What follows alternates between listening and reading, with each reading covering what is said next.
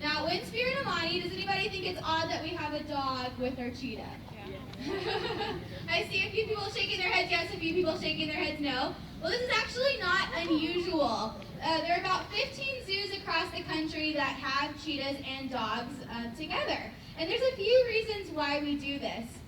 Now, the first reason is for companionship. Now, normally when we think about cats, do we think about them liking to live in social groups or being solitary? Yeah, generally we think about cats being solitary. Now, one of the big cats that's an exception is what? Lions. That's the big one, is lions. Actually, lions live in groups called prides with males and females. Now, cheetah is the only other exception. Now, females will live solitarily their whole lives, but if a male is born with another male cub, or if he finds another male cub once he's left home that's about his same age, they will form a male group of cheetahs called a coalition. And generally there's about 2 or 3 cheetahs in a coalition. And they live together their entire lives. This is not unusual. Now there's a few reasons. You're going to see the dog and the cheetah's feed here. Now there's a few reasons why male cheetahs would join together in a coalition. The first reason is for, like we mentioned, companionship. They enjoy each other's company, but another big reason is for competition. In Africa, there are more predators than anywhere else in the world. So it's really difficult for cheetahs to be able to compete. You can tell which animal is the dominant one. We'll talk about that in just a second. But they use each other for companionship, but also to help with competition. It's more easy to find food if you have numbers. It's also easier to potentially attract a mate with multiple cheetahs as well. So this is a reason why naturally male cheetahs will bond together. Now, Windspear and Amani have been together their entire lives. Since they were just about 6 weeks old, they were introduced to each other. So even though it's not like living with another cheetah, Windspear and Amani know no different. Amani sees Windspear to just be a funny-looking dog, and Windspear just sees Amani to be a funny-looking cheetah. They don't see any difference, and they do sleep together and are together 24/7. The only time we separate them is for feeding, and the reason why is, do we think that Windspear likes Amani's food or Amani likes Windspear's food? The dog wants the cat's food because he gets delicious raw meat. The cheetah could care less about the dog's dog food, but Amani would love to eat Windspear's food. So the only time we separate them is for training or feeding purposes. Now the second reason we have them together is for Windspear to be able to feel a little bit more comfortable. Now cheetahs are naturally very skittish animals, and having Windspear here as an ambassador animal, that's very important for us. We want to make sure Windspear feels very comfortable. So when we take him to places he's never been before, put him in situations he's never seen, sometimes he can be a little bit unsure about where he is. Well, if you take a dog somewhere they've never been before, what do they think about that? It's the best thing that they've ever done in their lives. They want to go everywhere. They want to see everybody. So whenever we take Windspear somewhere, we bring Amani along. And if Windspear is not sure, typical cat. When Windspear is not sure about where he is or if he's going somewhere, all we have to do is bring out the dog. And the dog thinks that wherever he is the best place, and Windspear picks up on that, and all of a sudden he feels very comfortable. So for example, we took them to the Rangers ballpark. You can imagine, pretty big space. He's never been there before. And when we were bringing him out onto the field, we had to walk him up a set of stairs. And he kind of looked up those set of stairs, and he's like, I'm not sure what's out there. All we had to do is bring out Amani. Amani ran up the steps onto the field, and guess what Windspear did? He followed him right out. So it's a really great relationship for both of them. It's beneficial for both these guys. A lot of people ask if they play rough. You see Windspear chasing after Amani. And luckily, these guys, since they've been together their whole lives, just as if you have little cats or young dogs at home, you notice that they play fight with each other, right? And when they're young, they really test those boundaries. And you can hear them letting each other know when they've gotten when they've bitten too hard, when they've scratched too hard, and they let each other know when they're little. And so since these guys were really young, they were able to test those boundaries with each other when they were much smaller. So now that they're older, they know each other's limit. They know it's too far. Whenever you see a Windspear running after a Mani, he doesn't have his claws intent into the dog or his teeth, but they do enjoy roughhousing and playing, just as boys naturally do together. Now, I hear you guys are here about conservation, is that right? Well, here at the Dallas Zoo, conservation is very important to us, and especially those of us who work with cheetahs, conservation is very important to us as well. And that is one of our missions here at the Dallas Zoo, is to inspire a passion for nature.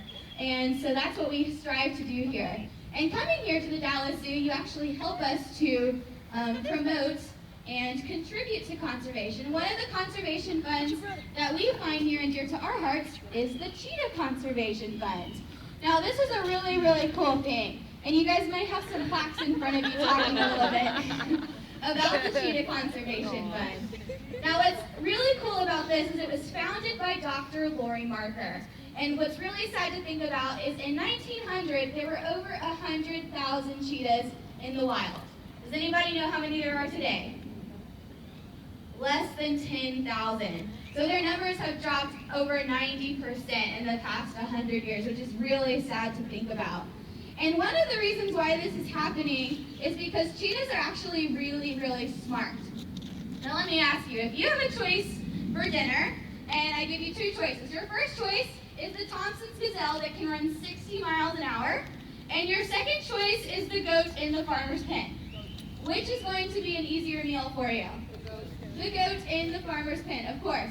And that's what cheetahs realize. It is much easier to find and kill livestock than it is to go after their natural prey items.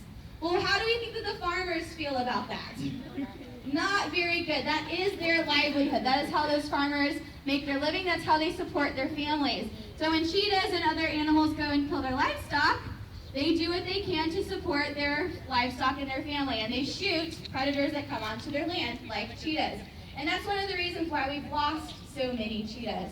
So Dr. Lori Marker realized that this was being a really big problem, and she knew that there was a great way to help out the cheetahs, and in turn, help out the farmers as well. We know a lot of the reasons why people do things is a lack of education. If we can educate people about how to take care of their land, or how to do something differently, then that can very positively impact them. And that's what she realized she needed to do. So she started working with the farmers, and there's many things that she's done to help out these farmers, but one of the biggest things that she did to help out the cheetahs is she actually supplied them with dogs. Now, Amani and Windspear have a very different relationship than if Windspear were in the wild and he met a dog on a farm. Now, I already said that cheetahs are very timid animals. So if a cheetah is sneaking onto a farmer's land, about to sneak up on a goat, and he hears a dog barking, what do we think that's going to do to the cheetah? Scare him away. That's exactly right. So Dr. Lori Marker realized that there was a very easy solution to this, and she started training and providing dogs to local farmers so that they could allow the dogs to protect their livestock from cheetahs. And this has immensely helped saving these cheetahs and helping to educate farmers about ways that they can help protect cheetahs as well. Do you guys have any questions about the Cheetah Conservation Fund? Now there's another really cool way that dogs are helping cheetahs as well. Now it's really difficult for us to know exactly how many cheetahs are out in the wild. So really the only way to do that is to go and try out and count them, right? Now if I sent all of you guys out to Africa and I said, all right, go count cheetahs, do you think that would be really easy or really difficult? Really hard. Really, really difficult. Imagine sitting out in a jeep in the savannas of Africa all day long and you see 5 cheetahs. Well, did you see one cheetah 5 times? Did you see 5 different cheetahs? Did you see 2 cheetahs and then 1 extra cheetah? Difficult to tell. So, Dr. Lori Marker also realized that dogs could help in this way as well. And what she's done is she's trained dogs to be scat detection dogs. Does anybody know what scat means? Poop. Poop, exactly. The best way to tell how many cheetahs there are is by collecting their DNA. And every animal leaves behind their DNA. But you can imagine how difficult it would be for people to collect cheetah scat. There's a lot of scat out in Africa, difficult to know which one's which, so the dogs can easily detect cheetah scat.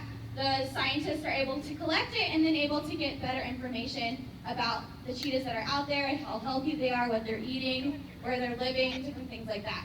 So that's been a really great way that dogs have helped cheetahs out in the wild as well. Do you guys have any other questions about the Cheetah Conservation Fund? No? Well, I'll tell you guys a little bit more about what cheetahs are known for, their speed, right? Now, does anybody know how fast a cheetah can run? 70 miles an hour. 70 miles an hour, that's exactly right. So if you guys are driving here to the zoo today on Highway 35, does anyone know what the speed limit is there? So, someone was speeding. 60 miles an hour on Highway 35. So you guys are driving at that. Imagine looking to your right and seeing a cheetah passing you. 70 miles an hour. It's really amazing to think about how fast that is.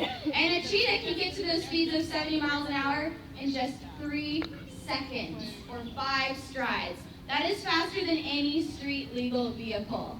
So it's really amazing to think about how cheetahs are so fast. And they have special adaptations that allow them to do this. One of the things is their tail. You might have noticed his tail is very paddle-like. That helps him to balance as he's running. They also have claws that are out all the time. If you have house cats, you know that if they're just laying around the house, they don't have their claws out. They bring them in. Well, cheetahs can't do this. They have semi-retractable claws, which means that their claws are out all the time. And when they're running, that allows them to give them traction as they're running after their prey. Now, you might have also noticed they have very enlarged nostrils as well as an enlarged chest cavity and heart. And that's to allow them to be able to pump blood and get air into their lungs at a higher rate than we would be able to do that. Well, as we can see, Windspear has exited over here to the left. But my name is Alyssa. I'll be around to answer any questions that you guys have. It sounds like you guys have a lot that you're planning today. But Stay there. awesome, and hopefully you guys will enjoy the rest of your day here at the Dallas Zoo.